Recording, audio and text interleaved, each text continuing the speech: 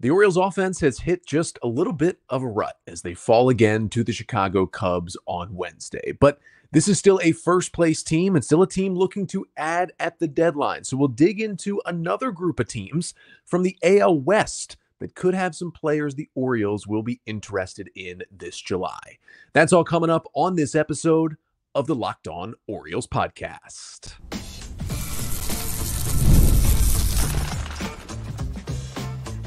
You are Locked On Orioles, your daily Baltimore Orioles podcast. Part of the Locked On Podcast Network, your team every day. Hey there, Orioles fans. Today is Thursday, July 11th, 2024, and welcome back into the Locked On Orioles podcast, part of the Locked On Podcast Network, your team every day. As always, I'm your host, Connor Newcomb. And coming up on today's episode, we are going to recap the Orioles' 4-0 loss to the Cubs on Wednesday night as they have now dropped this series at home. Get to the 5 things you need to know from that one, including Corbin Burns overcoming some early struggles and the Oriole offense just not really having anything to put forth in the big moments on Wednesday. Then we will continue to preview the trade deadline for the Orioles. Now just 19 days away as the O's continue their look for pitching. On yesterday's episode, we took a look at guys that could be available from the NL Central. Today, we move to the AL West. Do the A's and the Angels have anything to offer up to the O's? And if the Rangers sell, that could be the team where the Orioles would be able to find the best pitching talent. But that's all coming up on this episode of the Locked On Orioles podcast, which is brought to you by Booking.com. Booking.yeah. The right stay can make you a fan of any city, even your rivals. So check out Booking.com for your stay today. So we start this one with an Orioles loss. Final score from Oriole Park at Camden Yards on Wednesday night is the Chicago Cubs 4 and the Orioles nothing, as the O's are shut out and have now lost this series, have dropped the first 2 of a 3-game set. Orioles now 57-35 on the season. We'll talk about the Orioles' struggles with runners in scoring position on Wednesday night. Unfortunately, the Tampa Bay Rays against the Yankees on Wednesday had the exact same issue. Tampa went 0 for 10 in those scenarios, squandered a whole bunch of good chances, and lost to the Yankees 2-1. So the Yanks gain a game. They are now 2 games back of the Orioles. And another team you got to be aware of is the Red Sox with the great baseball that they have been playing. Now, as I'm recording, they are trailing the A's 5-2 in the 9th inning. So if that holds, the Orioles will remain 6.5 ahead of the Red Sox, who are definitely playing a lot better baseball as of late, and I would say are technically in this division race at the moment. But I'm going to get you the 5 things you need to know from the Orioles' 4-0 loss to the Cubs on Wednesday.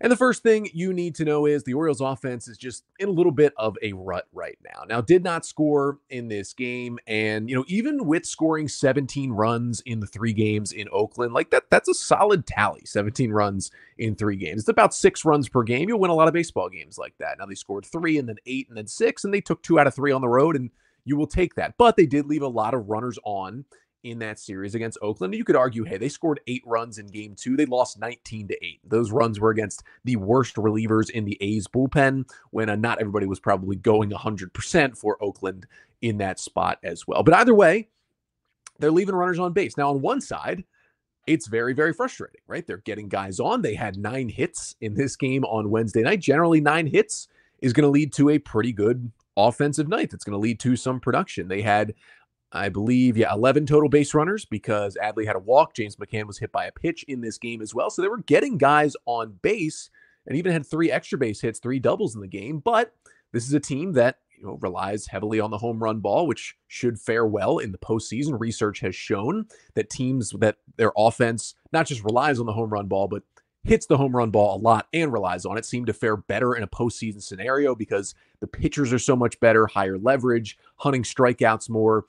It's harder to string together hits in the postseason. So the research shows that just if you're able to just get a couple on and pop a 3-run homer, you are in a much better spot than other teams. But sometimes if you don't run into one, you're going to have nights like this where the offense looks a little lost in the big spots. And it becomes more frustrating sometimes than a game even like Monday, or Tuesday, Tuesday was a tough loss. You get run off the field 9-2 by the Cubs, but the Orioles were 0 for 1 with runners in scoring position on Tuesday. Like they had the Westburg homer.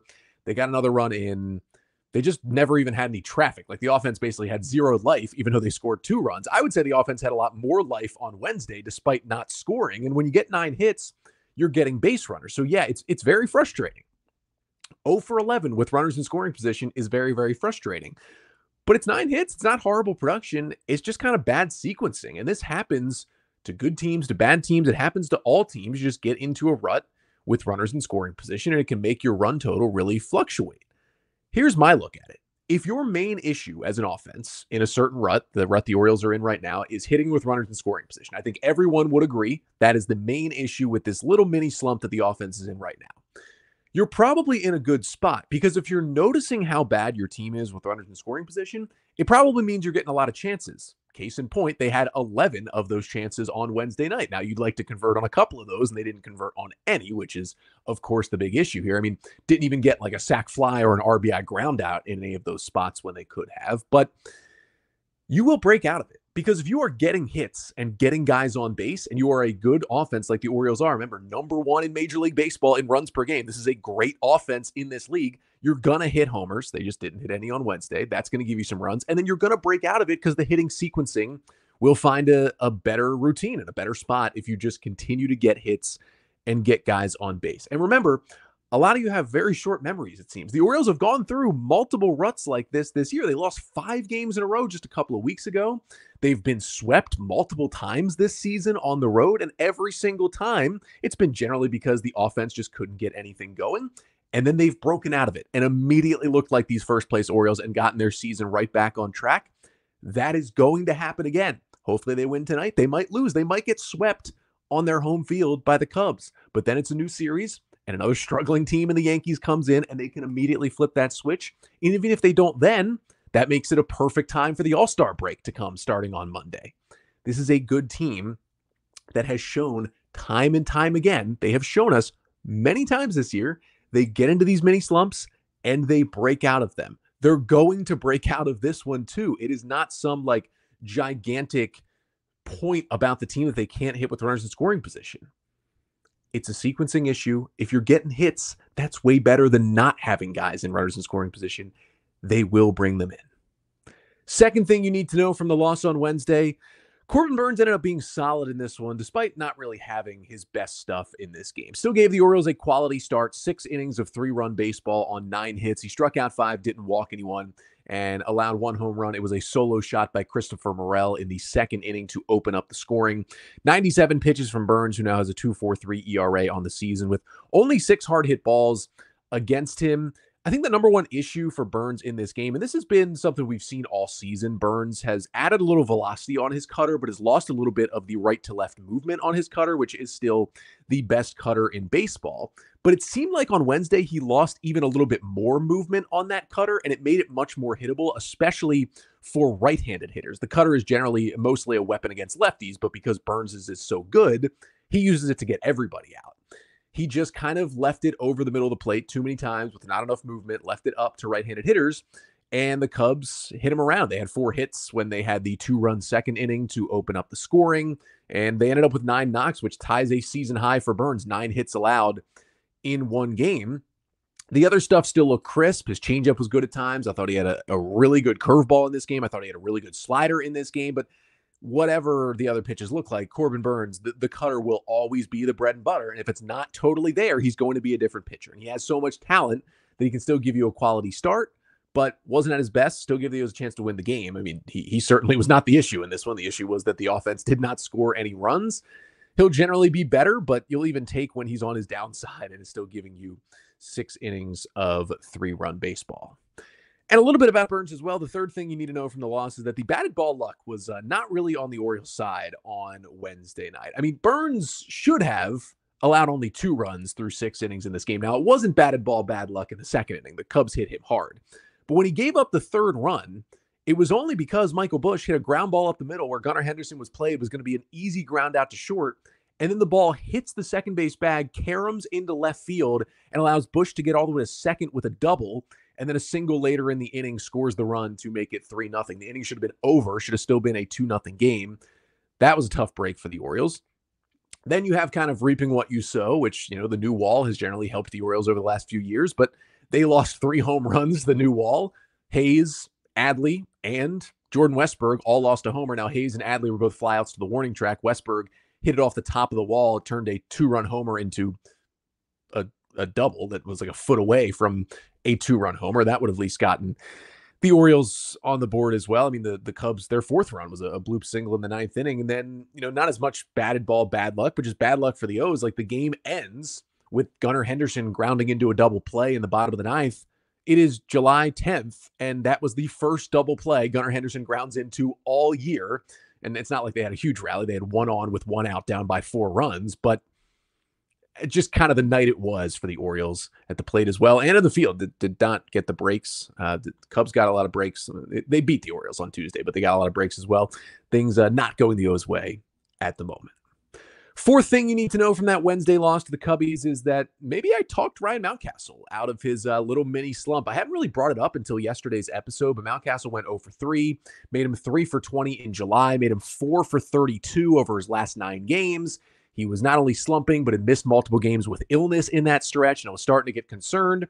Well, Mountcastle, of course, got the start against the left-handed starter, Monaga, was hitting third, playing first base, and he went 3 for 4. Started this game 3 for 3 with 3 singles, had a really hard-hit single in the first inning, and then got a little batted ball luck, a couple of bloop singles in his next 2 at-bats. Now, his 1 shot with a runner in scoring position, he did not come through, but that was kind of par for the course for the Orioles on Wednesday, but nice to see Mountcastle swinging it well. Again, you'd like to see the singles turn into extra base hits for him. That's when you're really getting his production. But if he's getting on base, he's getting on base. And nice to see him have a few more fall in on Wednesday night. And the 5th and final thing you need to know from the Orioles 4-0 loss to the Cubs on Wednesday is that the bullpen generally did its job. Dylan Tate did give up a run in the top of the 9th, just kind of an unlucky bloop single to bring the run in. But Cionel Perez had a good scoreless 7th. Jacob Webb had a good scoreless 8th. Kept the Orioles right there. But yeah, the offense, you don't score, you can't win. I don't think that's breaking news to anybody, but if you get shut out, you are not going to win a baseball game.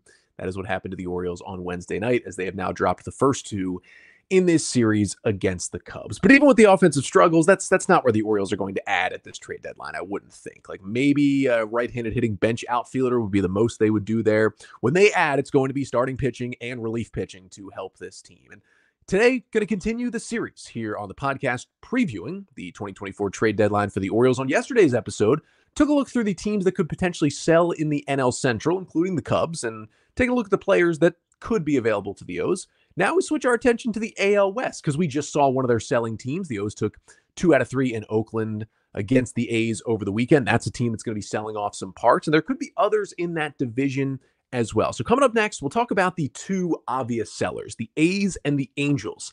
Do they have any pitchers who could help the Orioles besides the obvious one in Mason Miller? We'll get to that right after this. But first, this episode of the Locked On Orioles podcast is brought to you by Stitch Fix. You know that instant confidence boost you get from an outfit that makes you look really good? Well, that's what I get with Stitch Fix. At Stitch Fix, you get a stylist who understands your style, size, and budget. They do all the shopping for you. It's the easiest way to upgrade your wardrobe this season. All you got to do at Stitch Fix is you give your stylist your size, style, and budget preferences, order boxes when you want them, how you want them, with no subscription required. And they send 5 just for you pieces, plus outfit recommendations and pro styling advice. You keep what you like, and you send back the rest of it. It is truly that easy. You don't have to go shopping. You don't have to put in all that effort, and you get clothes that look and feel good. And shipping, returns, and exchanges, always free. They make it simple. It's style that makes you feel as you look. Now's the best time to get started at stitchfix.com/lockedonmlb and get $100 off. That's $25 off your first 4 fixes for a limited time only. That's stitchfix.com/MLB for $100 off. stitchfix.com/MLB. Must redeem within 7 days of sign up. Offer does not include kids fixes.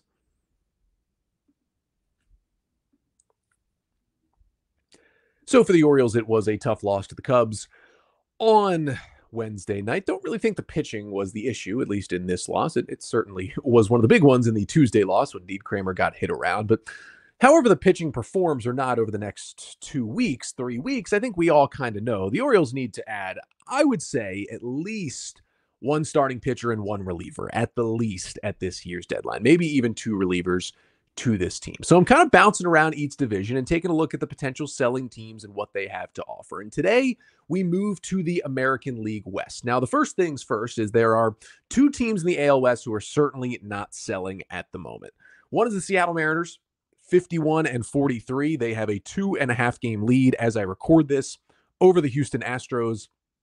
It is going to be 2 games by the time the night is over. The Astros currently, as I'm recording, have a 7-1 lead over the Marlins in the 6th inning. So Astros are about to be 48-44 after a really rough start to their season. They have certainly turned it around. There was talk of them maybe selling early in the year. No. They are a playoff hopeful team right now. They are not going to be sellers anyway. So that leaves 3 teams in the AL West. And let's start with the 2 teams who might be the 2 worst teams in the American League. The A's at 34-59 and the Angels at 37-54. Those are 2 bad baseball teams. Those are 2 teams out of the playoff race. And those are 2 teams that if they can get prospects back for some of their veterans who aren't sticking around for whenever they might by any chance be good again, they should make those trades. So let's start by taking a look at the Oakland A's. And we'll begin with the starting pitchers they might have to offer. I would say there are probably 3 names over in Oakland who could be traded before this deadline. Now, 2 of them are veterans on this Oakland team. One is Ross Stripling, who they brought in this year on a 1-year deal. He is a rental, but Stripling hasn't really pitched much at all this season. He has been out for a good chunk of the year with an elbow issue. He just came back to start his rehab assignment on Tuesday night. It did go well. It did not go well, I should say. He only recorded 2 outs and then left the game. Now, as we know, rehab assignment stats are not anything close to the end-all be-all, but when you have an elbow issue, you're an older pitcher like Stripling, and that is how your first rehab start goes. Not great. Even if it went well, you're not loving a guy who's currently rehabbing an elbow injury 2.5 weeks before the trade deadline. Probably not someone that you are really, really targeting if you are the Orioles at this point. So I feel like Stripling is probably off the list, at least at this point. In 11 starts, he also had a 5.82 ERA before the injury with basically no strikeouts. So yeah, kind of out on him. The other one is Paul Blackburn, who has a 1.5 years remaining. He is a free agent after 2025. He's been with the A's for a while. He's coming off a foot injury, so a little bit different. You won't be nearly as concerned about that. He also started his rehab assignment on Tuesday night, and he also only recorded 2 outs and got hit around before leaving the game. So again, not a great start for Blackburn as well. He made only 8 starts this year before getting injured and had a 4.11 ERA. Again, not a lot of strikeouts, not a great year. Coming off the injury, probably not in the mix either. So the only healthy guy for Oakland that could be in the mix with trades is JP Sears, the left-hander who has a lot of team control. He is not a free agent until after 2028. For Sears, it's been an okay year. He's made 18 starts. He's got a 4.74 ERA. It's basically equal to his FIP. Hasn't been as good as it's been in years past. His strikeouts are actually down from what they've been as well. I don't think Oakland, if they're going to sell on Sears with that much team control, would sell him kind of low, which is what they would be doing right now. I mean, you never know what the A's are going to do. It's a complete disaster of an organization at the moment. But I think there's been reporting that they're kind of cooling on selling JP Sears this year anyway. So if they're looking for starting pitching, Oakland is probably not the place. However, if the O's are looking for relief help, maybe Oakland is the place. And of course, the first name to start with is Mason Miller, the guy who has set the world on fire, the rookie reliever who has been amazing this year. He is an all-star for the A's. He has everything they have wanted. He's got 14 saves, 38 innings. He's got a 2.39 ERA with a 1.82 FIP. He is striking out an absurd 47% of batters while walking only 10%. Opponents are hitting 141 against him. He's throwing easily 101 miles an hour with a fastball. It's ridiculous stuff. He's been a little worse lately than he was when he set the world on fire early in the season. Here's the thing with Mason Miller. He's not a free agent until after 2029. It's an insane amount of team control. And while I actually think a little bit more at this point than when I talked about this like a month and a half ago, I'm a little more on the side of that the A's actually could trade him at this deadline. It is going to take an absolutely absurd prospect haul to go and get Mason Miller. And for a guy who is a reliever and could still be a starter in the future, and I think that's what the A's eventually want him to be, just kind of relieving now because he's on an innings limit because he's coming off an arm injury from last year. I just don't know if the O's are going to give up as much as it would take. I mean, you're looking at a package that probably starts with, maybe Heston Kjerstad and, I mean, I don't really know where this goes. They could even ask for Basayo or Mayo to headline a deal. You definitely think a guy like Kerstad, guys like Norby, Chase McDermott are guys they would certainly be asking for in a deal like this, plus potentially more, just because of how valuable he's been, and every team is going to want him. I just think the Orioles aren't paying that price if he actually is traded. Now, a guy who could be a little more cheap is Lucas Erceg, another right-hander in the A's bullpen who was really, really good when the Orioles saw him in Baltimore earlier this year. Erceg, who is a converted position player to a pitcher, hasn't been pitching for that long, is also having a great season as their setup man this year. 32 innings. He's got a 3.09 ERA on the year. He's striking a lot of guys out, not nearly as much as Mason Miller, just 28% with an 8% walk rate, but he's been pretty solid on the year. Erceg with a lot of team control. His overall numbers are all strong. Strikeouts, walks, ground ball percent, soft contact. He's got a fastball at 99. But he also had a 5.17 FIP in June. His Ks were way down. Walks were way up over the last month. He is starting to kind of come back to earth right now. And he's had some issues against lefties because he doesn't have a very good changeup. It would also still take a lot to go and get Erceg. I'm kind of cooling on him as well. I don't think he's a guy the O's go after. Austin Adams is in their bullpen, a free agent after 2025. He's got some good stuff, but he walks and hits way too many guys. I'm kind of out on him. Left-hander Scott Alexander is a rental who could be available, but he walks too many guys. And he basically has no swing and miss. He's not an impact reliever. This is going to sound funny, but the one reliever that I actually think is available to the O's they'd be willing to spend for, and they could get, is, yes, Orioles legend TJ McFarland, who actually spent part of last year in AAA with the Tides. Orioles signed him to a minor league deal but never brought him up.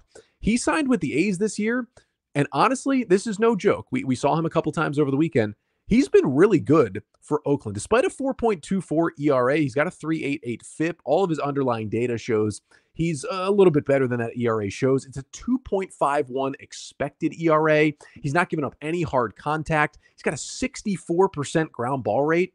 Yennier Cano leads the league at 68%. That is serious ground ball. He's also getting some swings and misses on his new sweeper. He would cost basically nothing prospect-wise to go and get. He would be one of the Orioles' top 8 relievers probably. Now, it wouldn't be a huge upgrade to the bullpen. He'd be more of a middle relief piece at best.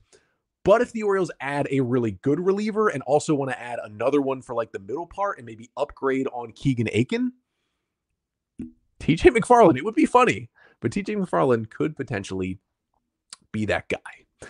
Now, moving on to the Angels. In terms of starting pitchers, the Angels probably have 2 guys who could be available at this deadline. One is the left-hander Tyler Anderson. He is a free agent after 2025. He is owed $13 million next year, which is pretty cheap for a starting pitcher. He would really help. He's had a really good year. He's got a 2.81 ERA. He is an all-star this season, but there is a lot of smoke and mirrors with what Tyler Anderson is doing this year for the Angels. Despite a 2.81 ERA, the underlying stats do not look good. The expected stats, a xFIP of 5.05, an expected ERA of 4.48, despite a 2.81 ERA. His gap between his ERA and expected ERA is the 14th biggest gap in all of Major League Baseball. He's not striking guys out. His walks are actually up from earlier in his career, and he's getting a lot of BABIP block. That is batting average on balls in play. It's 229 for Anderson, which is really, really low. He's getting lucky when other teams hit the ball hard. He is really a guy who's had a really good first half and has a chance to crash and burn down the stretch if luck stops being on his side. Now, I still think in general, he is a veteran pitcher who knows how to pitch. And I think if the Orioles got him, he would be one of their 5 starters and would help them down the stretch. I would not touch him with a 10-foot pole when it came to putting him in the playoff rotation, but I think he'd be a starter for the O's, maybe their number 5 guy, and would help them. I just don't know if he's someone who you could even think about trusting in a playoff spot, so I'm not super in on Tyler Anderson. The other one who could be available is right-hander Griffin Canning, who is a free agent after next year. He's got potential, but quite frankly, he's been bad this year. 18 starts, a 4.87 ERA. I don't think he really helps the Orioles that much. However, when you look at relief pitching for the Angels, they've got some interesting names. Number 1 being their closer, Carlos Estevez, who I have talked about before. He was on my top 6 wish list of rental relievers. You can check out that episode from a few weeks ago when I talked about that. But Carlos Estevez, 16 saves, 28 innings, 2.89 ERA. Not for the first time in his career, just not walking anyone. I'd be very interested in him. 37-year-old righty Luis Garcia would kind of be a fine middle reliever if the Orioles wanted to go that direction. 38 innings, a 4.30 ERA. Not great strikeouts, not great walks. He's got an interesting kind of sweeper and splitter combination to go with his sinker. He's someone the Orioles could make a little bit better. Then there are other two relievers that could be available. A couple of veterans, lefty Matt Moore, righty Hunter Strickland. Quite frankly, neither of them have been very good. The Angels might try to trade them. I don't think anyone wants them, and I definitely don't think the Orioles would go after them. But for the Angels, Carlos Estevez, give them to me. For the A's, surprisingly, TJ McFarland. But coming up next, we got one more AL West team to talk about. It's surprising to talk about the defending champion Texas Rangers, a team that could sell at the deadline, but they've been kind of bad this year. Could the Orioles find some talent from them? If they sell, I truly think they could, and I'll tell you who might be available to help out the O's to finish off the pod coming up after this. But first, this episode of the Locked On Orioles podcast is also brought to you by Booking.com. Booking.yeah. With summer travel heating up, especially for travel for baseball games, it's time to explore those U.S. cities you always secretly wanted to learn more about. And yes, we're even talking about your rival cities with hotels, bed and breakfast, vacation rentals, resorts, and so much more on Booking.com. You might find your perfect stay even in your baseball rival city. Now, the Mets are not the Orioles' rivals, but New York is certainly a rival city. But there's a mid-August series, Orioles at Mets. I have never been to Citi Field. I am heavily considering heading up there for that one. And maybe because I'm going to the Mets ballpark instead of the Yankees ballpark, that combined with Booking.com will help me hopefully enjoy the city. Booking.com has so many choices across the U.S. for your summer travel this MLB season. The right stay can make you a fan of any U.S. city, even your rivals. Book today on Booking.com on the site or in the Booking.com app. And today's episode of the Locked On Orioles podcast is also brought to you by Game Time. Game Time is authorized ticket marketplace of Major League Baseball, which makes getting tickets faster and easier. Prices on the Game Time app actually go down the closer it gets to first pitch. With killer last-minute deals, all-in prices, views from your seat, and their lowest price guarantee, Game Time takes the guesswork out of buying MLB tickets. Now, I will be in the ballpark tonight for Game 3 against the Cubs, and if you'd like to be there as well, Game Time is the way to go. Even though it is right now the day of the ball game, prices actually go down on the Game Time app the closer you get to first pitch. You could buy tickets at 6 p.m. standing outside of Utah Street. The tickets will be sent right to your phone on the app, and you could scan them and go right into the ballpark. Trust me, I've done it before. You can save up to 60% off buying last-minute Orioles tickets. So take the guesswork out of buying MLB tickets with Game Time. Download the Game Time app, create an account, and use code LOCKEDONMLB for $20 off your first purchase. Terms apply. Again, create an account and redeem code LOCKEDONMLB. That is LOCKEDONMLB for $20 off. Download Game Time today. Last-minute tickets, lowest price, guaranteed.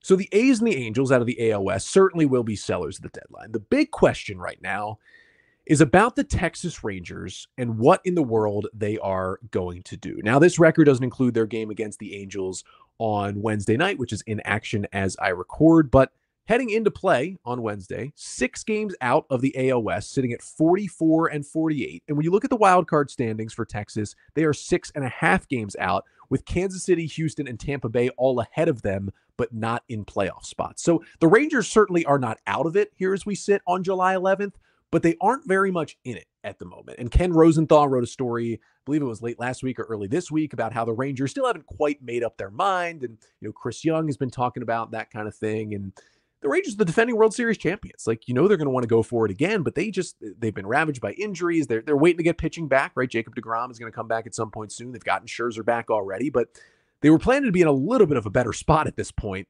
before getting that pitching back. Their offense, which was the best in baseball last year, has kind of been a nightmare this season. We saw the Orioles just take 3 of 4 from Texas. They will go to Texas coming out of the All-Star break.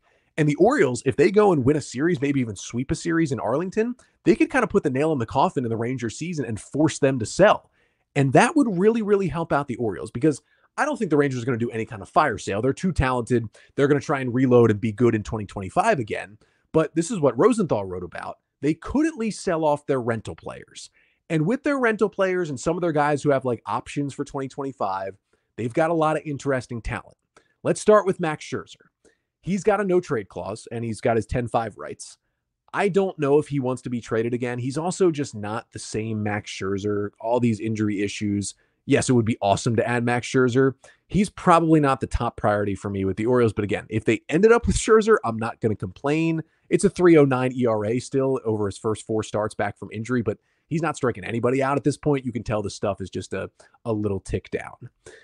The next guy, potentially, is Andrew Heaney. This is a guy I am very, very intrigued by. We saw Heaney dominate the Orioles 7 scoreless innings on Sunday Night Baseball a couple of weeks ago. It's a lefty who throws, 92, 93, but very, very heavy on the fastball and is throwing more strikes this year than ever before. 18 starts with a 3.80 ERA for Andrew Heaney on the season. A lefty who can get lefties and righties out. And I think Andrew Heaney, when put in this team, could be the Game 3 starter for the Orioles behind Corbin Burns and Grayson Rodriguez. He's got playoff experience. He started a World Series game last year for the Rangers and allowed 1 run over 5 2/3 innings. That's a guy with some playoff caliber stuff right there. I would be very interested in Andrew Heaney. He is a rental. Shouldn't be too expensive if the Rangers make him available. Another rental is Michael Lorenzen, who, remember, was traded at last year's deadline. He was an all-star for the Tigers, then was traded to the Phillies, threw a no-hitter for the Phillies, and then kind of fell apart down the stretch and was basically their mop-up guy in the postseason.